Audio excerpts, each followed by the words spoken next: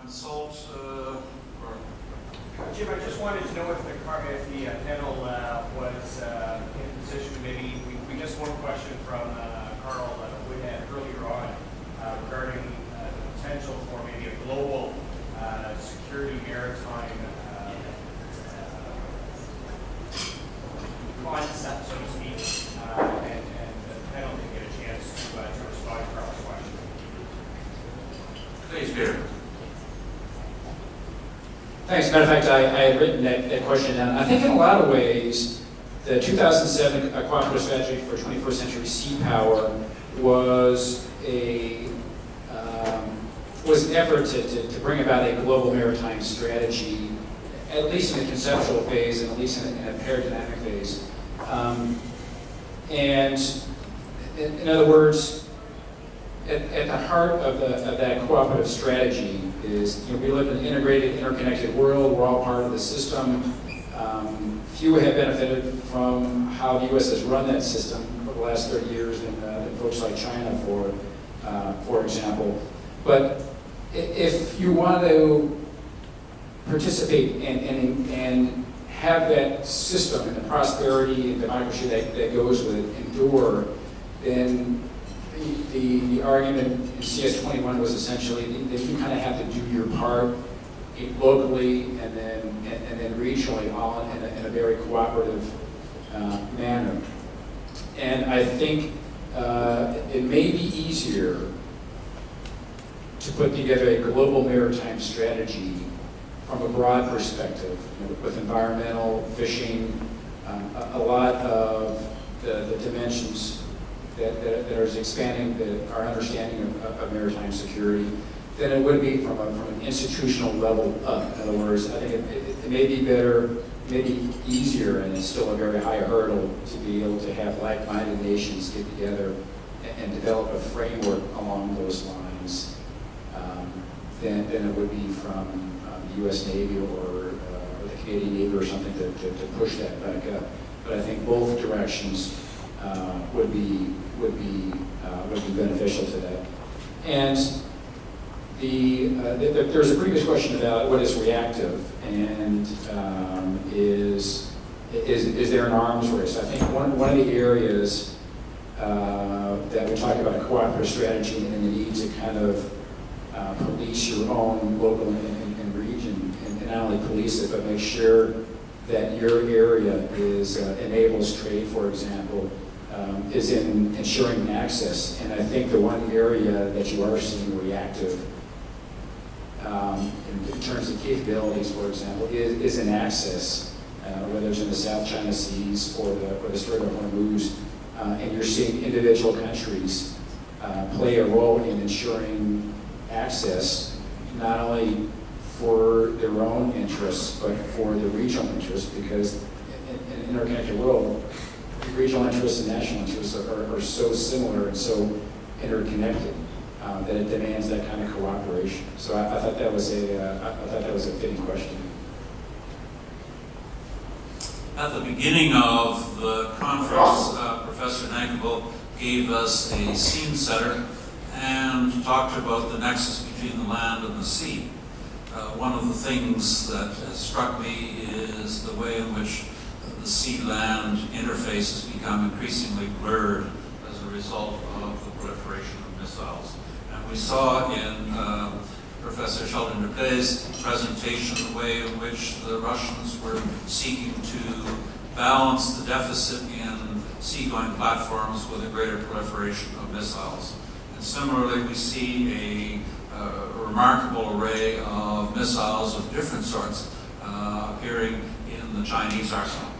And I'm wondering what this means. Are we seeing the end of traditional, I guess in quotation marks, sea encounters in the Western Pacific? Do we in fact have to recalibrate how we go forward in terms of how we use sea power in an arena which is increasingly subject to missile activity? Perhaps Peter, you could start with that as well.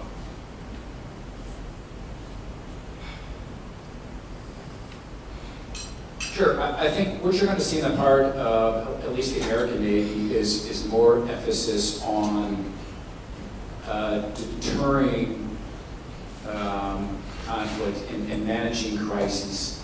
And I think what may come about is a change in the fleet architecture. So where I work at CSBA in DC, we're working on a fleet architecture study for the CNO that we delivered last week, and then that we made public in a month or so when we put up at the glossy. But a lot of that fleet architecture is an appreciation and acknowledgement of the need to have the capabilities and capacities to manage crises, to be able to increase the deterrent value, and be able to help define and defend red lines based on international law and cooperation with our allies and trading partners. So I think what you'll start seeing is not only the American Navy, but our allies' navies as well. That is, and you already have started to see that, and that is a shift in the capabilities and capacities to be able to generate the strategic effects you want within that context. One of the things I think that struck me in recent years is that the traditional hub and spokes structure in the Pacific has in fact become infinitely more complex, that we're now looking at what is a spider web in which the Japanese now interact with India or with the Philippines or with Vietnam, and similarly the Australians are drawn into relations with Japan and so forth. And Keizo-san, I'd be interested in what you think are the implications of this. Does this emerging and more complex structure make for greater peace and stability in the Asia-Pacific region, or is it seen in some quarters as containment, or is it threatening? I'd be interested in your comments.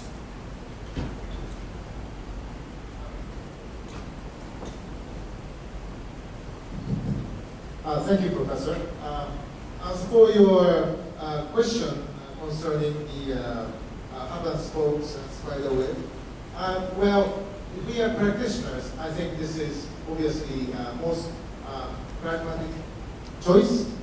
So the biggest difference, as we have seen in the past 3 days, between the European theater and Indo-Asia Pacific theater is there is collective self-defense mechanism, organization, or not.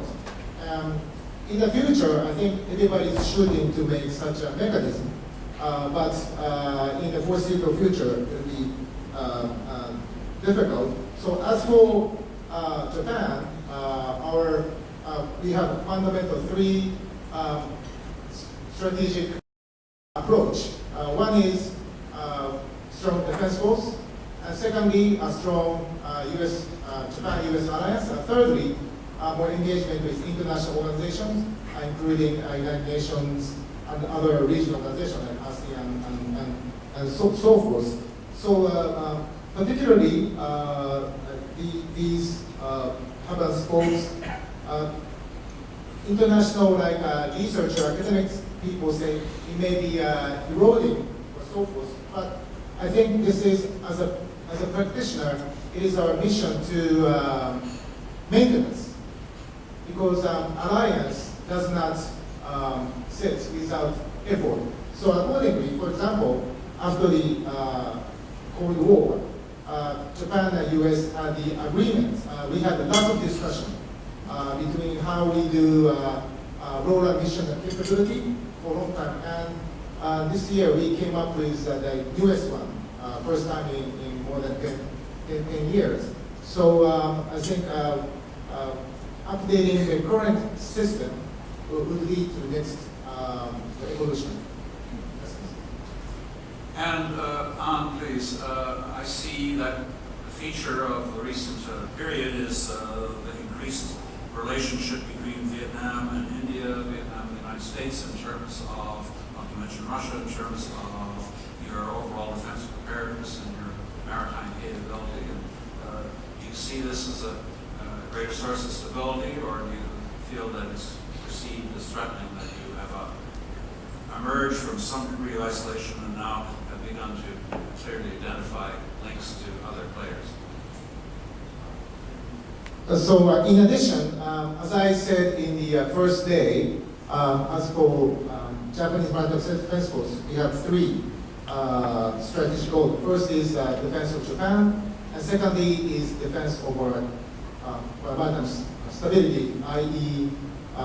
slopes, defend the slopes. And thirdly is improvement of the international security environment. So, for example, like our close relation with like Philippines or Vietnam or India, toward our routes to the Middle East, it is our strategic interest. And moreover, for example, exercise Malabar, which was we were first invited and then went to the 5 countries in 2007, which is Australia, Singapore, Japan, and India, and then United States did it. And now, last year, India and the US announced that Japan is like a steady member of the exercise Malabar. So I think it's not only Japanese wishes. I think this time, Japan is a country which we do, if somebody asks, like I said the first day, we're a very conservative country. So we like to get asked, then we change something. But I think in this case, we are in a good synergy. Our will and our friends ask to join. Of course. Please. It's a very important question, and I just draw your attention on a different analogies concept. We have the commercial trade system in the world. Usually in the past, we build up on our own advantages. Then we invent the first generation of bilateral treaty, BAT, and then now we are talking about ASET, TPP, and we call it the next generation of free trade agreement. So that energy applying to Maritime Security Cooperation. First, we're just looking for traditional partners to work at traditional fields that we feel comfortable. Then we look at countries which have converged interests with your countries. But then, in the next generation, what I observe from the border cooperation is that what we call in the region minilaterals, where you can work with partners in the way that contribute comfortably for your security and comfortable space. So in that regard, I think what the next generation of maritime security cooperation offer is actually go with your comfortability. It's what you need, what can work together. And the concept of partners is actually quite loose in every system of law. It's not husband and wife. You go along as long as you still have interest and you still be found useful to each other. So no binding, no contract, no agreement like husband and wife, but it's workable in a sustainable way. So you've just been introduced, ladies and gentlemen, to the husband and wife theory of Seapower, and most informative. Let me turn to you, Bonnie, if I may, because I think our Chinese colleagues have certain sensitivities about the changing architecture of the region. They have legitimate national ambitions in terms of Seapower and their sea lanes of communication and so forth. But how do you see the changing architecture in terms of how it might be interpreted in Beijing? Well, there are undoubtedly concerns in China about the changing strategic architecture, particularly cooperation among alliances. Since the mid-1990s, China has called alliances Cold War relics, and in recent years has begun more active pushback against U.S. alliances. The onus, to some extent, I think, is on the allies to explain to China where we see our threats and challenges, and to demonstrate that we are willing to include China in the maritime life of the region. There is no such thing as a U.S. containment strategy. We have not seen that for many, many decades. And President Obama and every U.S. president regularly reiterates that we welcome the rise of a peaceful, cooperative, constructive, all sorts of adjectives, China. So if we look at some of the individual threats, you can see why China is particularly concerned. The deployment of obviously THAAD in South Korea is something that is causing concern in China. But this is really, in my view, more about the integration of missile defense architecture in the region and among the United States and Japan and Korea that is really worrying China. And the strengthening of that alliance, the U.S.-South Korean alliance, which I think the Chinese hoped would be lucid as Xi Jinping developed better relations with President Park. Certainly the uptick in presence operations by the United States, by other countries in the region. We see India, Australia, Canada, countries, Japan sailing through the region, and Japan's activities in the South China Sea have struck a particular raw nerve in China. But I think that we have to find a way to signal to China that as long as it is abiding by the rules and the norms that everybody agrees upon, and that is still an issue, particularly interpretation of UNCLOS. You can go back to that first question that you asked, Jim, about what are the biggest challenges that we face in this region. Maybe one to add is that we just don't have a common interpretation of some very key elements of UNCLOS. If we did, that would be a step towards managing some of these issues. And let's remember that China was part of that conversation, the negotiations leading up to UNCLOS. This is not a convention that was imposed on a Greek power in which it was not engaged in the discussions. So as we evolve the security architecture in the region and strengthen it, it is especially important to be inclusive, to make sure that we are not leaving China on the outside. Thank you. Might I turn to the audience? Are there any participants who'd like to make a comment or pose a question to our panel?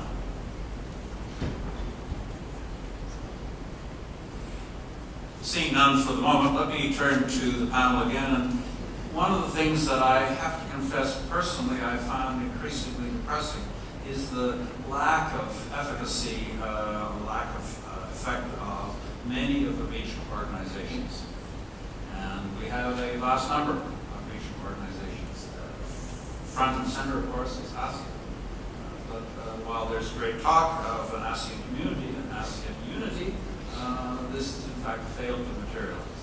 So if you were looking at some vehicle or some ways of promoting greater cooperation, greater maritime peace and stability, what organization or organizations might you identify to try to advance that goal? Thank you. I think for more than a decade ago, ASEAN played a very active role in create a system of network of institutions, what we call ASEAN-centric institutions. That network still have a valid nowadays in the way that a balance of power. Because if we have an institution that any power would have a dominant role, it will cause concern to the other. So with the central role of ASEAN, we have a number of institutions like ARF, EAS, and yesterday, I was wrong, we are talking about the prospective, very positive role of EAS in the future. And for me, my personal idea, I think that EAS would be a very suitable forum because together, big voice in the regions, we have China, of course. I do agree that we need to involve China, engage China.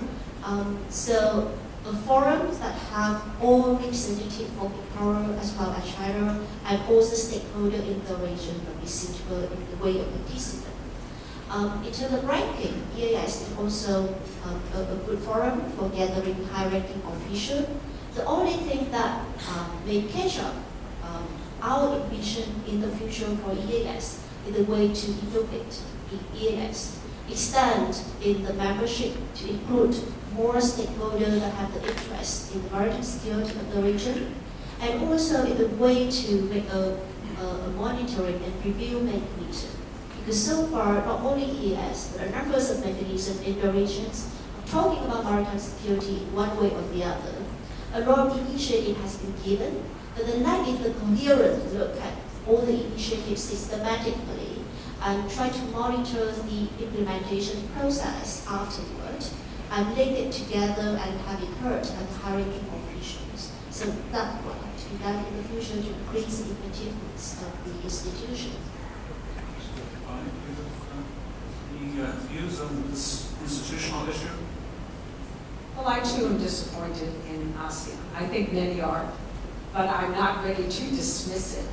I think it remains an important organization, but we must understand its limitations and not set our expectations and demands too high. When it comes to writing a joint statement, I'm afraid that China is always going to have the capability to influence one weak member of that organization. But the many different institutions that revolve around ASEAN, as was just mentioned, the ASEAN Regional Forum, the East Asia Summit, I think have become particularly important. And I think for the United States, the East Asia Summit is really seen as having great potential as it brings together leaders from the region. And I know for my country, when this organization was first stood up, and then George W. Bush was president, there was a discussion about whether or not we could expect the American president to get to the region twice every year, because most of the time APEC is held there as well. And this was one of the reasons why the United States stayed out initially. In addition to the fact that they said, well, let's wait and see as this organization evolves whether or not it's going to play an important role. I think that was a mistake. I think it would have been better if the United States had been part of it on the ground floor. But at the same time, I do worry about the signal that it sends, or at least the interpretation, when the United States does not show up. So this happened once under President Obama. We'll see if it happens again under a new president. But I do believe that the East Asia Summit has at least the potential to bring the right players into the room. It could be expanded. And my advice to those who want to join Canada, the EU, is to make yourselves relevant, to show how you can actually contribute, and then those countries who are already members of the East Asia Summit will say, this is a no-brainer, of course we want these countries to be there. So I think that just simply saying Asia is important to us, so please include us, maybe is maybe not convincing enough. There's a lot that Canada and the EU can offer. But actually making that clear and making themselves relevant, I think is the best pathway to membership. I don't know whether I should admit that I have a friend who's a lawyer after some of the comments on the floor, but I have a friend who's an Irishman, a lawyer. I always remember him saying, if you want to be seen, you've got to be seen. And what Bonnie was saying, I think, is absolutely central to our engagement in Asia. You have to be there on the ground. You have to be consistent in your presence if you are to develop any legitimacy going forward. I'd like to turn back to Bonnie and to Peter. These are hard questions in a way, in the sense that it's impossible to define the complexion of Congress and so forth. But to Bonnie, do you see any mood or climate in and around Congress that might suggest the revisitation of sequestration and greater allocation of funds for defense relative to this topic of Pacific Seapower. And for Peter, do you see any retooling of the priorities of the USN in a world rich with submarines and missiles? And are we in fact contemplating some new character to U.S. naval power in the Pacific? I may have to pass this question on to Peter. I'm guessing he follows this sequestration issue far more closely than I do. So can I do that? Yes, absolutely. Nice move. I'll approach this from a broader perspective, and that is a lot of folks ask about what's the greatest threat to U.S. security. And Admiral Mullen, I think when he was still CNO and then he was the chairman, said the U.S. debt is the greatest threat to U.S. security.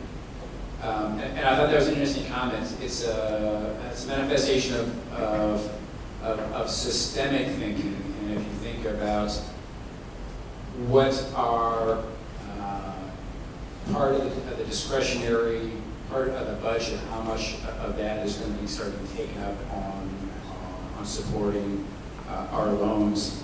At some point, our Congress is going to have to reconcile spending and social programs, Social Security, and so forth. And they have essentially kicked that can down the road for about the last 20 years or so.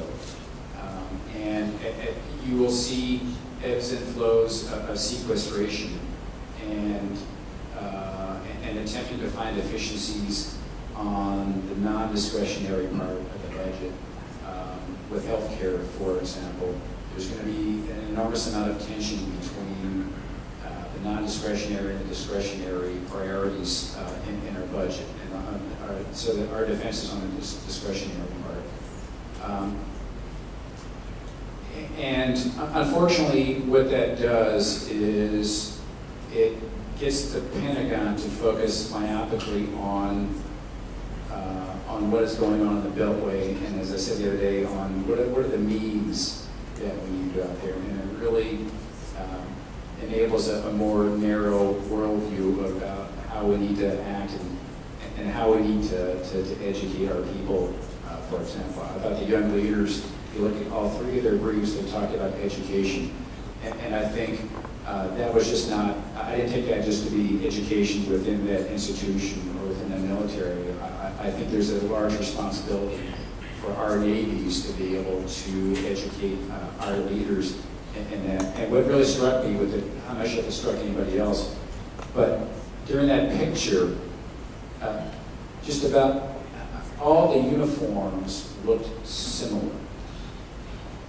And if you were to go to a similar conference for Air Forces and Armies, you would see a range of far dissimilar uniforms. And it is really interesting that I think naval officers, and I think that's a manifestation of how naval officers and sailors think and should think in a more coherent manner, more broadly speaking, across the globe than, for example, would armies or air forces, for example. Might I come back, Peter, for just a moment?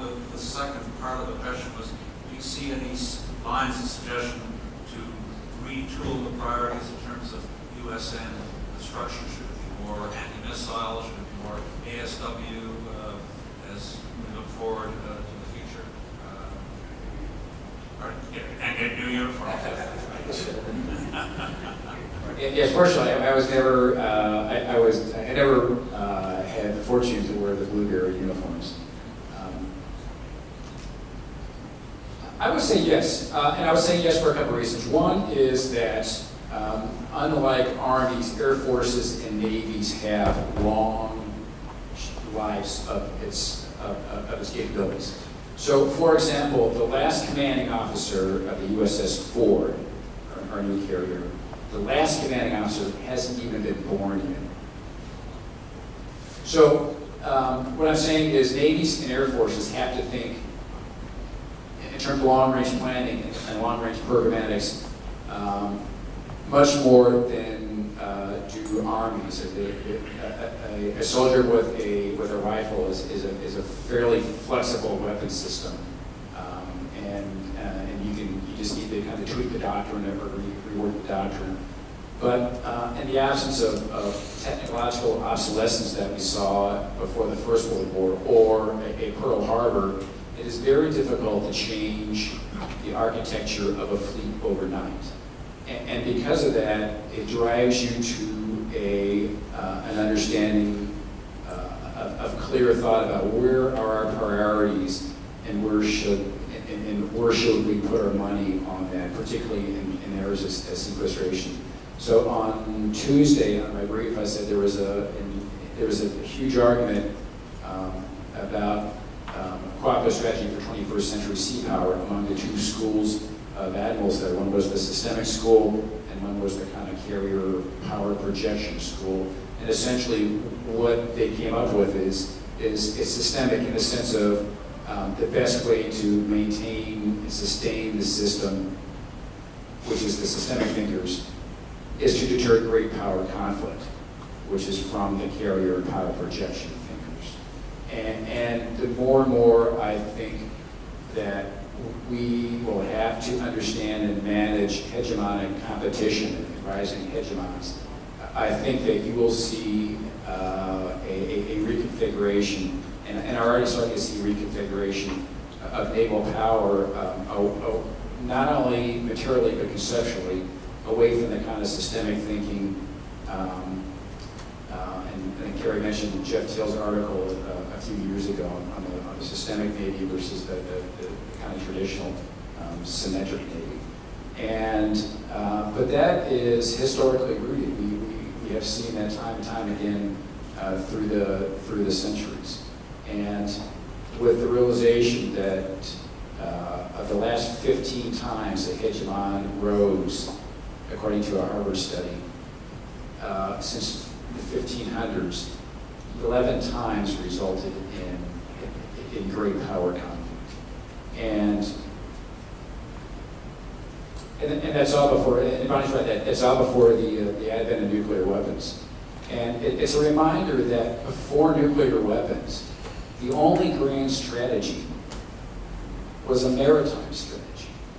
So the British went through 6 different alliances, and talk about the fluidity of cooperation, the fluidity of alliances, to be able to defeat Napoleon, and how they worked the Continental Allies, and how they worked their empire to get those capital flows to pay for their continental armies. And that is a skill set that I said on Tuesday, the United States never developed, but now needs to develop it to a far greater degree than it ever has.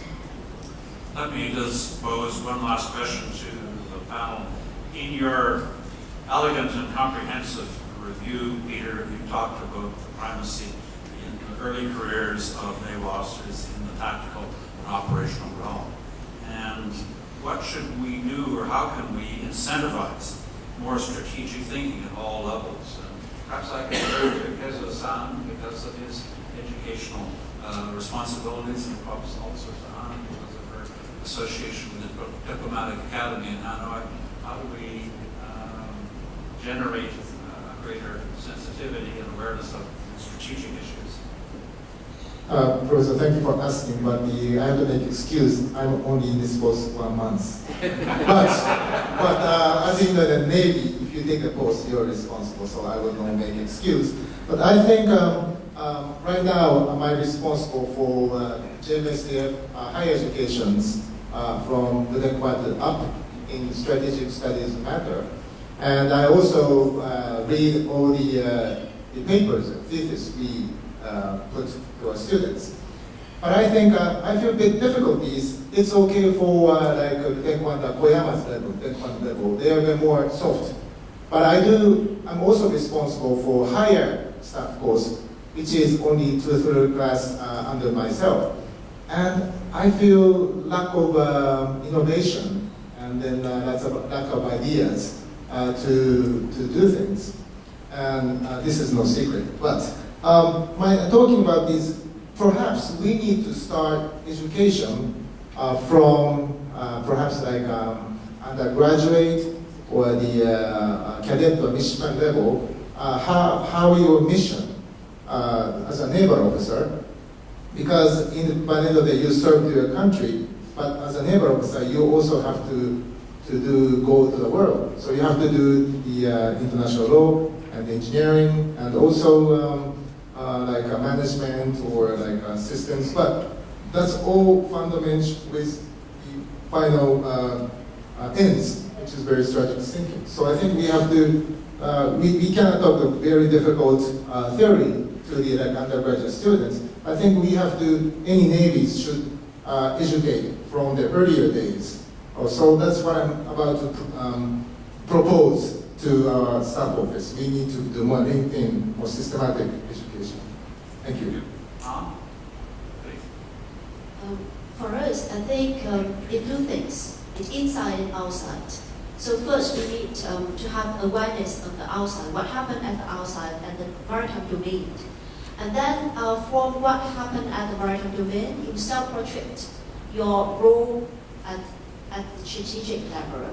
And whether that role is the physical role or the design role, you need to prepare yourself on capacity. So it's step by step. So it's outside that we cannot move beyond the tendency, what happened at the maritime domain around the country. But it's also from inside the capacity of one country and more important is national interests. So from that, it's combination together and it can build up the naval strategy for our country. Thank you so much. This, ladies and gentlemen, brings to a conclusion the panel on the future of Pacific Seapower.